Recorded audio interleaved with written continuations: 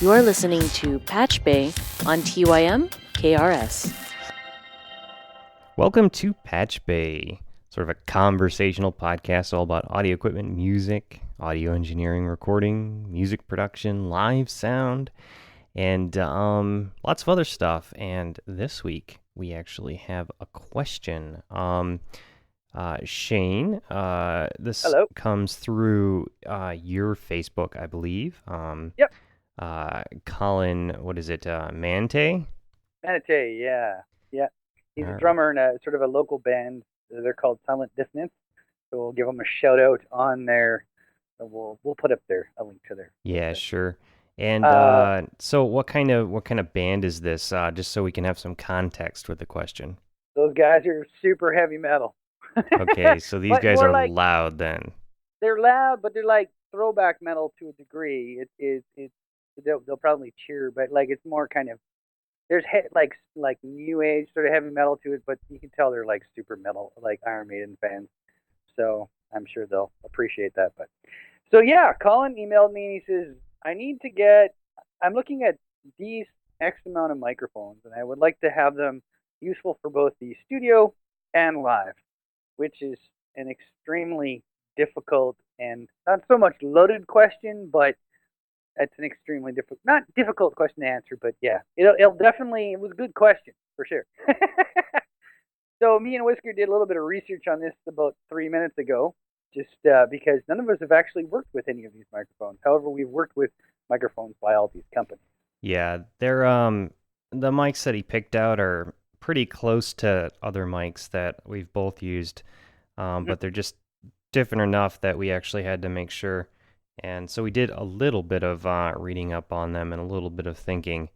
And I'll let Shane go here. So, the first thing that I was sort of thinking about was the Shure Beta 91. First thing I thought was, this is a really cool idea for a kick drum mic. But I guess the whole point of it is it's like a it's a boundary mic kind of a thing that's probably got some kind of a low-end boost on it that you just basically lay inside your kick drum, which to a degree you'll probably get a little bit more whack and thump out of it than, like, I use an AKG 414 microphone, not 414, it'll come to me, the regular sort of D112, AKG D112, which is a a dynamic microphone. What I was going to mention is that pretty much everything that I do recording is basically dynamic microphone.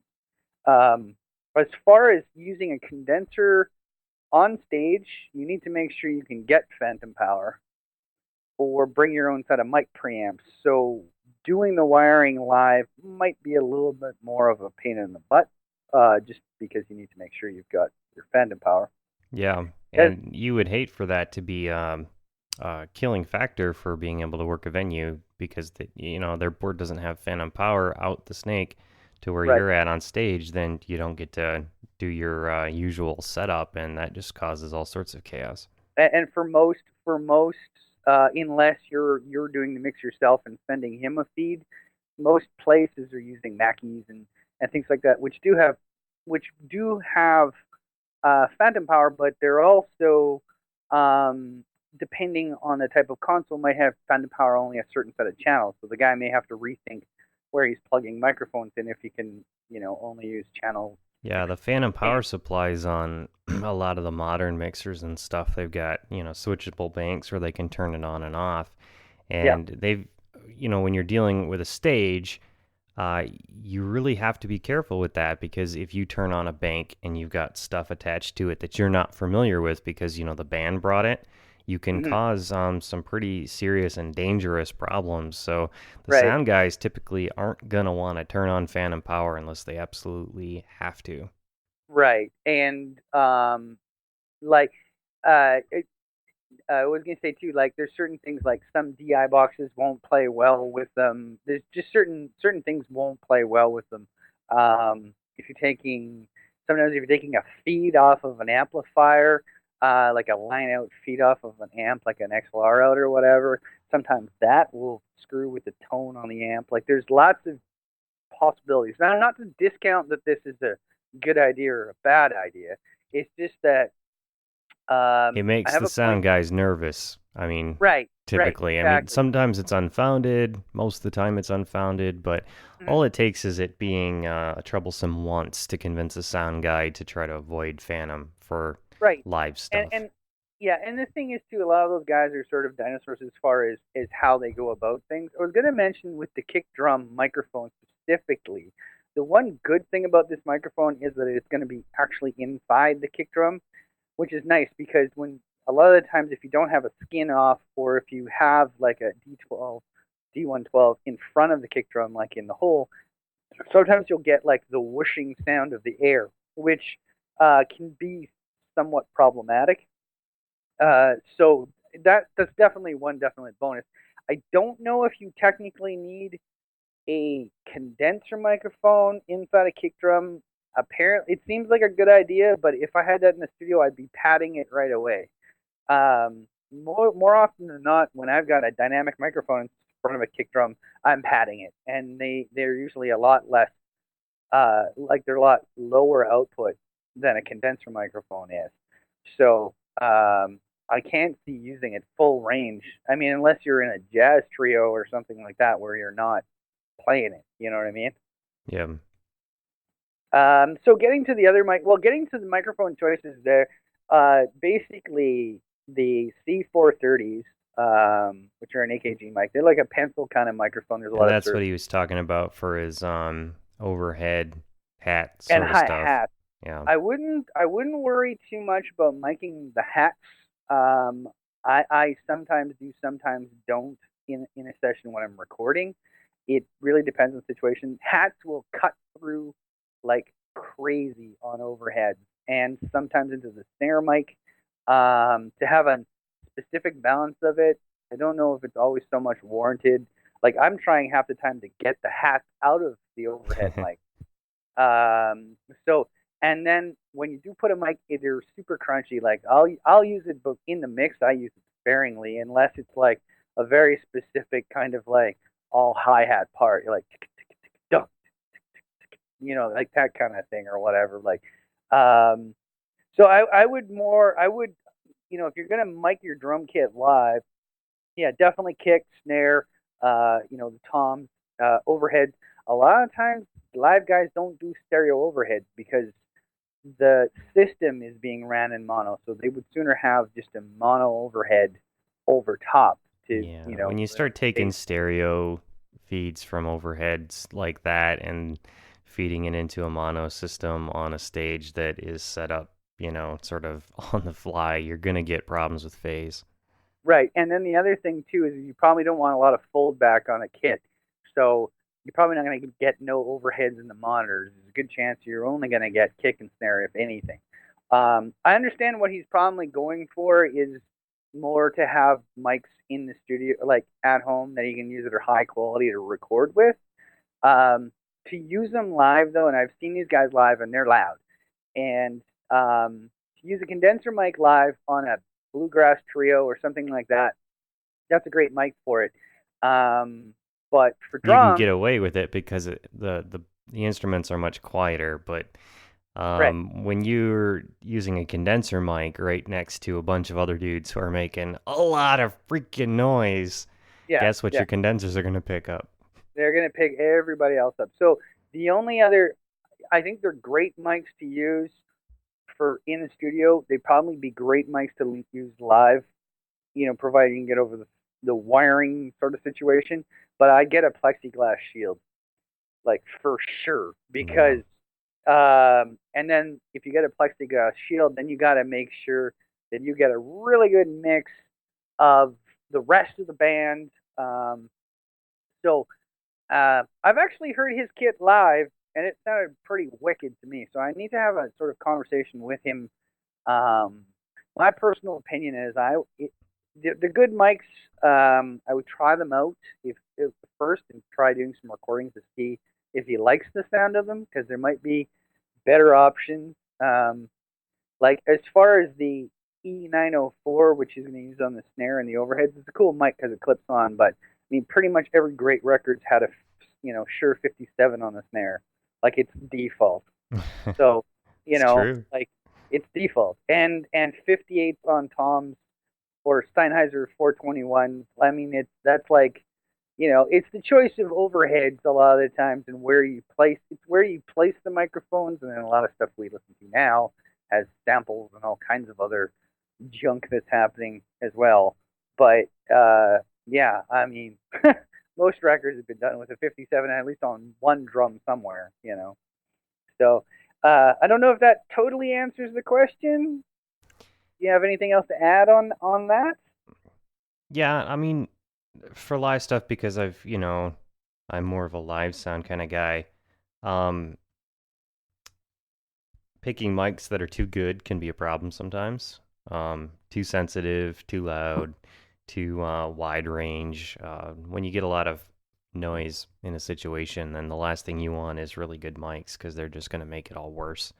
And really good mics will do things like pick up a bad room, Yeah, and help that bad room propagate back out again. So exactly, and they're gonna pick up other stuff. Like it's when you see guys with even condenser mics hung over the edge of a guitar amp right in front of the speaker, like they're padded to hell. You might as well just put 57 in front of it. Really, like it's padded. It's like you're getting maybe a fuller range signal, but then you're probably carving out half that signal to fit it into the mix with everything else that's going on live. So starting off with a good signal is like the best idea. Don't get me wrong. Excuse me. But there's a reason why 57s and 58s are used, because they because work. they slot in the right way. Yeah, exactly. You know what I mean? They're designed to do that job. From the very they're get-go, they've been designed to do that job, and they're extremely good at it. And now, are these guys wanting to record live too? Well, that's a good question. I don't know if they're planning on recording live in the basement or if they're going to start multi-track stuff. But then if you're dealing with a good set of drums with a good drummer and a good set of mics in a crappy sounding basement, you might have an issue too. You know what I mean? So you have to get over what the room sounds like. If you're tracking in your living room and it's an open-ended like your place with a huge ass ceiling, that's going to make a huge difference. So picking a good spot. I have a funny feeling that they're probably going to start tracking stuff, sort of a few things at a time, and building it. I would hazard to guess that might be the plan, because most sort of home systems are limited in how many inputs you can kind of do at once. And if he's taking, say, 6 on an 8-channel, recorder, then he doesn't have a lot of room left for everybody else, right? Yeah. So I'll have to discuss it further with them, and maybe we can even talk into coming on eventually and having a bit longer of a discussion with us, because we'll totally geek out on that. Yeah, it's always a fun conversation trying to figure out the best way to approach sound reinforcement for live bands. Because, I mean, the ideal thing is that you'd really want to be in a room that's small enough and good enough that you really don't have to mic the drums at all. I mean, that's ideal. But the problem is you do that job well, and suddenly you're in bigger places with a lot of nasty echo and terrible acoustics because you're popular. My dog seems to want to bug me right now. The other thing I was going to mention too, and I don't blame him for wanting to, get some microphones for his drums, because all the guitar players get their toys and stuff like that. And if you're, even if you spend a ton of money on your drums, wow, okay, well, my dog is part of the show. Even if you spend a ton of money on your drums, you're still left with what sound the sound guy comes up with. But for the same situation, you can spend a crap load of money on a guitar rig, and the guy will put $125 57 in front of it. I mean, it's just kind of the way it goes, right? Yeah. Okay, so I think I messaged you something else too, and I can't remember what it was, if it was even that important. Yeah, these drunken email messages, Shane, you gotta Gotta stop. I know it's part of the Irish situation. It's not my Yeah, fault. I know you like me, but Yeah, it's I know. I stopped sending 2, 3 o'clock in the morning. Dude, we should do this. Actually, they're usually 8 a.m. messages. I was listening back to the show this morning, so um, hmm, So, I had an interesting question over the weekend, actually. cool. Um, so we host a hackerspace here on Friday evenings. The bottom floor of my house is like 1,500 square feet that we don't use, and I thought I'd sort of donate it to a community project to sort of get a hackerspace off the ground. But because of that, I get to meet all these, crazy smart people that just show up and work on projects and whatnot. And one of the guys, he was asking me, would it be okay for his daughter to bring her drum kit and jam out with the rest of the music types that hang out at the hackerspace? And it's like, that's okay. Uh-oh. So evidently, I guess the groups are interested in maybe having some live music going on during these these get-togethers. How Well, that cool might is be that, fun. right? Yeah, no, that's totally cool. Yeah. So I don't know Yeah. what should I consider here? Probably Should we go get recording it? acoustic. But Yeah. I don't know, electric guitars. It's depends You know what on I what would I do? allow them to do. I mean, I like my neighbors. I don't want to. Okay, well, first things first. I don't know what your rule is in your town as far as noise complaints are concerned. Um, but like where we jam, like at the bass player's place, uh, he's an understanding with his neighbors, and they mostly, for the most part, like our stuff. But 11 o'clock is shut down time, so we have to officially be done by 11 o'clock. And we're old enough to know better, and we appreciate the fact that the neighbors let us get away with this every week. So we kind of stick to that.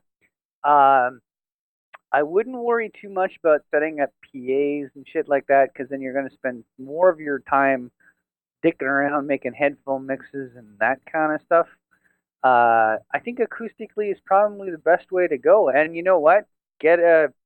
Throw a condenser mic up or something somewhere in the room, and just one mic, and you can just record it just for posterity's sake. You know what I Yeah. mean?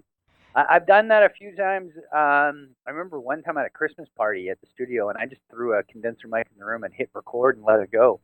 And some of the entertaining conversations I got on tape afterwards were pretty funny to watch, right? So, or listen to. So, but yeah, don't be too over the top and geeky about it at the start anyway, because then people expect certain things, right? Yeah. Free, right? So that's what I suggest. I say go acoustic. Drums is definitely, it starts to become, you can raise that level. you know, uh, if the kid plays congas or something like that, then it tends to kind of diminish the volume a little bit anyway, or the excitement. Yeah, so I don't know. Yeah. Maybe I'll just give him a corner and say, okay, you're not allowed to plug anything into the wall. Sit over there.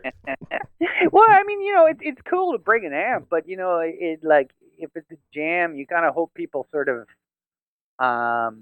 for the most part, like if a bunch of people show up with acoustic guitars and somebody shows up with electric, the electric guy should know better than to drown everybody out. He should, kind of thing, right? Like I used to go and hang out with these the music and folklore types out in Beaudesert, and we'd always have these jams in the back room, and it was always just straight acoustic. And if somebody showed up with something louder, they just sort of kind of caught the flow of everybody and sort of kept it. What we used to do too is, because there used to be about 30 people would show up with guitars and just sort of sing songs and play, and a lot of times everybody's playing the same chord or changing keys with capos just to make it interesting. Nothing like transcribing on the spot. But they just do a circle thing. You know what I mean? Yeah. Another thing I was thinking was, oh, I don't remember there's a YouTube show and I can't remember the name right now. Maybe I'll throw it in the show notes or something. But Foster the People did an acoustic version of Pumped Up Kicks for this show. And the drummer basically just used the floor tom, and he taped his wallet to the top of it to deaden it a bit, Nice. and used brushes. And one of the brushes, using the brush end, one of them using the ring on the back of it, and was able to get a really, really, really good sort of live slash jam slash acoustic sort of sound. Nice. And Yeah. but he's good enough that he was able to use the rim and all that sort of thing to get the rest of the sounds. I don't know, maybe just setting up one stool and a floor tom, and let the drummers just monkey with that and see what they can do. Yeah, and it's nice to be limited too that way. Like, I mean, like I say, our band, we sort of do acoustic. We can be super loud, and then we can be acoustic. And the drummer was originally sort of a percussion player, and we did a party at this lady's house. She took her kitchen table out of the kitchen. That's where we set up, and we had a PA basically set up for the singer. That was it, and all the rest of us were jamming acoustic. I think the bass guitar went to the PA. Everybody else was just play as loud as you need to, kind of, and it was friggin' awesome, you know. But he showed up with, as soon as somebody shows up with congas or, you know, like a cajon. Have you seen one of these things? They're amazing. Yeah. Yeah. I need to get one. I actually seen a kit you can buy for like $35 to like build your own. Anyway, yeah, as soon as you show up with like those things, it just sort of changes the atmosphere of it right away. Not to say that you can't get crazy with them, but you just tend to sort of go for those tunes that work better acoustically, you know. So that, I don't know. Yeah, that sounds cool, man. I would. You might even be able to turn it into a show if they get good, you know, like get something that's happening. You know what I mean? Like live from Toymakers or something like that. Yeah, we cool. totally. Yeah, that's You know? exactly the sort of thing I think we would probably want to do. I mean, if there was some nice live music going on here, I think I'd set up the good camera and let it roll. And in that case, I would say still don't worry about any kind of reinforcement. Mic them up to do a live sort of mix for yourself, but I wouldn't worry too much about like any kind of real headphone mixes or PA or anything. Just let them go for it. Because the thing is, as soon as you give somebody an option of having a PA, they're gonna take it, and then they like, you know, I'm maybe it's just because I've done last time, but I never complain about the mix. I just walk up there, plug my guitar in, and go. I'm like, I'm gonna play on 7. This is as loud as I'm gonna be. Do what you need to do, and then if I can't hear the drums, I'll walk closer to the drummer. You know, like, you know what I mean? Like, yeah, and the sound guy can tell after 30 seconds that you're also a sound guy because you just did everything perfectly. Yeah, I don't give a shit, you know. And I'm like, please, thank you. Where do you want me to plug in? All right, is it okay if I tip my amp? Yeah, because like what I do is I'll tip my amp so it points at my head. I'm good. Half the time I can't even hear myself. I know my song. I know what I'm playing. Yeah. The problem, every time somebody ever has a problem with the PA or headphone mix, it's because they're not sure of what they're doing. That 9 times out of 10, that's what it is. They're nervous or they're worried about their performance. So they keep thinking if they hear themselves more, they'll play better. And in the end, it doesn't make a difference either which way. I've had that happen time and time again with headphone mixes in the studio. And this one band I remember, they just like turn it up, turn it up, turn it up, turn it up. Like, I'm at the point where it's like fader creep. You know, everything's at plus 20 and nobody can hear anything. And it's just the way it is. And it's because they're nervous and they're worried about, they're listening to themselves. They're not listening to everybody else. You need to listen to the band. I mean, I don't care what I'm doing as long as what I'm doing works with everybody else, right? I think psychiatrists and psychologists should have a mandatory credit required in school doing monitor mixes for a semester. Yeah, no kidding. No No, that's totally true though, because it would. Yeah, I mean, you figure out who's all crazy or not crazy, but all the different little idiosyncrasies that happen. You know? There's nothing that I've seen in life that brings out people's idiosyncrasies. But the one that always it's so true. But I always find it hilarious. I don't understand a vocalist not hearing themselves over guitars and blah blah blah blah. But you know, if you got in-ear monitors, you should be all right. drummer who can't hear himself, you're sitting right in front of the drum. How can you not? You know what I mean? Like guitar player who's pinned. All I can hear is you. You know, like it's all nerves. That's all it is, man. But people don't catch it right away. You know what I mean? Don't let it affect your performance. Just go out and play and have fun and don't worry about it. You know? Yeah. So I would think the best plan would be to completely ignore any requests for monitoring and just keep it a nice little acoustic thing around here. Yeah. If the hackerspace gets big enough, we're going to move it out of here and into its own big space, obviously. And I think one project that might be fun for people at that point would be maybe to set up a simple sound system so we can do some live stage stuff, be it music or whatever.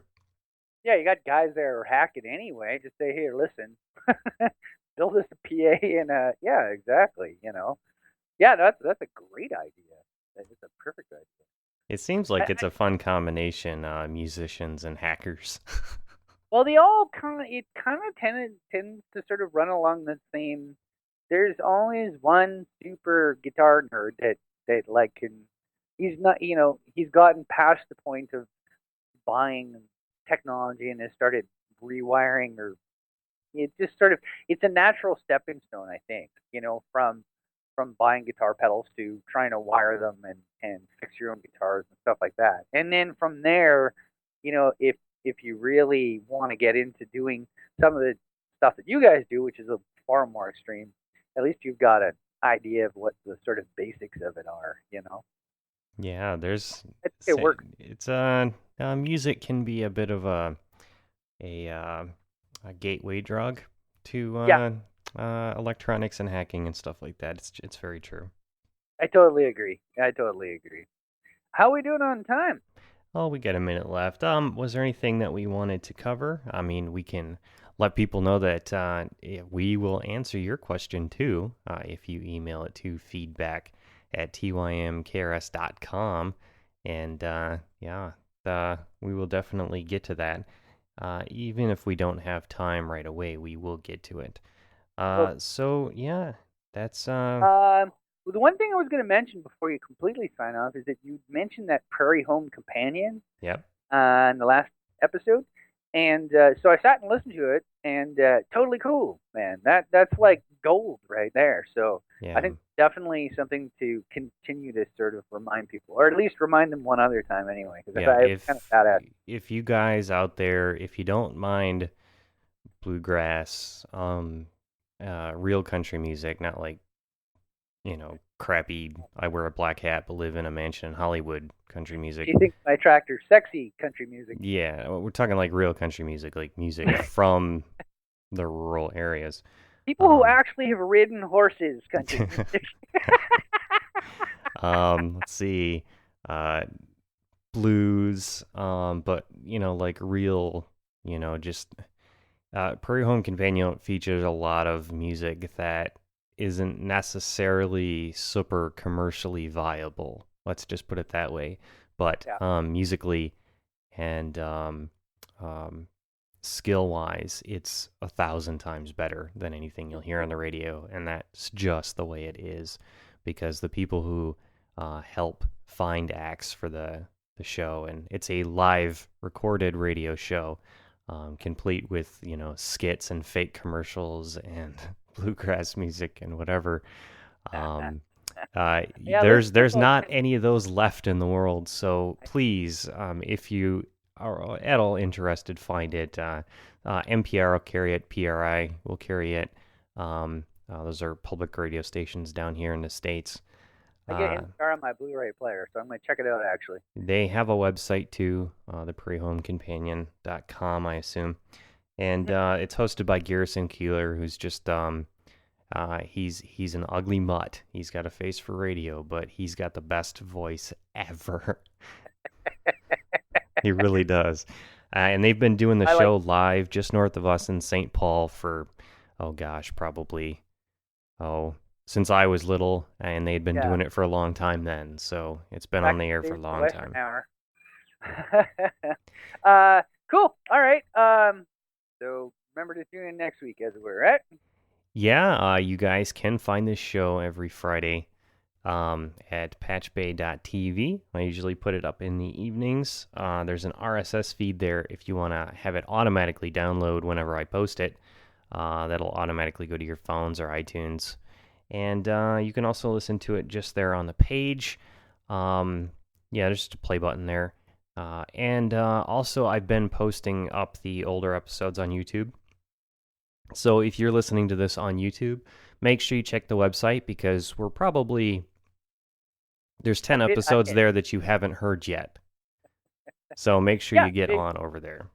Yeah. We're back to the future, as it were. All right, good night. All right, that's it for us. We'll see you guys next week.